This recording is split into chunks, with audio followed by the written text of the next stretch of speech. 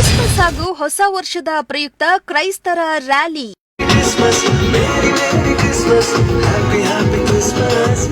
ರ್ಯಾಲಿಗೆ ಚಾಲನೆ ಕೊಟ್ಟ ಶಾಸಕ ಎಚ್.ಬಿ. ವೆಂಕಟೇಶ್.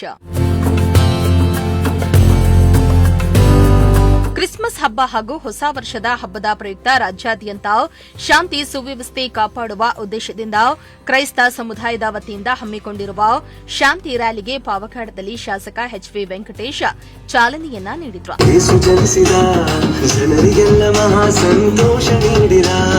ಇನ್ನು ರ್ಯಾಲಿಗೆ ಚಾಲನೆ ನೀಡಿದ ಬಳಿಕ ಮಾತನಾಡಿದ ಶಾಸಕ ಎಚ್.ಬಿ. ವೆಂಕಟೇಶ್ ಅವರು ಬೇರೆ ಬೇರೆ ಸಮುದಾಯದವರಿಗೆ ದೇವಸ್ಥಾನ ನಿರ್ಮಾಣಕ್ಕಾಗಿ 11 ಕೋಟಿಯನ್ನ ಕೊಟ್ಟಿದ್ದೇವೆ. ನಮ್ಮ ಕ್ರೈಸ್ತ ಬಾಂಧವರಿಗೂ ಸಹ ಚರ್ಚ್ ಅನ್ನ ನಿರ್ಮಾಣ ಮಾಡಲು ಹಣ ನೀಡುತ್ತೇನೆ ಎಂದಿದ್ದಾರೆ.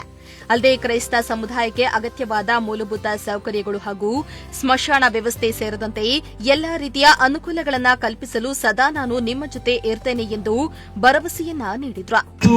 11 ಕೋಟಿ ಮೊನ್ನೆ ಬೇರೆ ಬೇರೆ ಸಮುದಾಯದ ದೇವಸ್ಥಾನಗಳಿಗೆಲ್ಲ ದುಡ್ಡು ಕೊಟ್ಟಿದ್ದೀನಿ. ನಮ್ಮ ಕ್ರೈಸ್ತ ಬಾಂಧವರಿಗೆ ಒಂದು ಚರ್ಚ್ ಕಟ್ಟಲಿಕ್ಕೆ ಒಂದು ನಿವೇಶನ, ಅದಕ್ಕೆ ಒಂದು 10-15 ಲಕ್ಷ ಗ್ರಾಂಟ್ ಅನ್ನು ಕೊಡ್ತೀನಿ ಅಂತ ಹೇಳಿ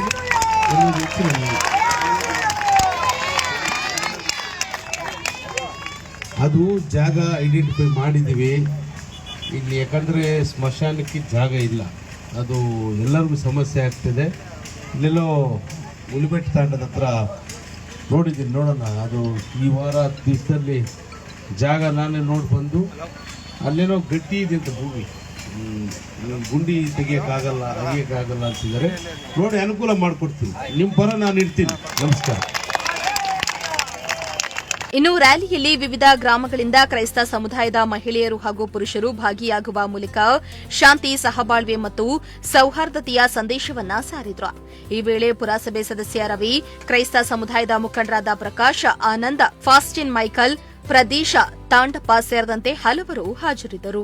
ಇಮ್ರಾನುಲ್ಲಾ, ಪ್ರಜಾಶಕ್ತಿ ಟಿವಿ, ಪಾವಗಡ.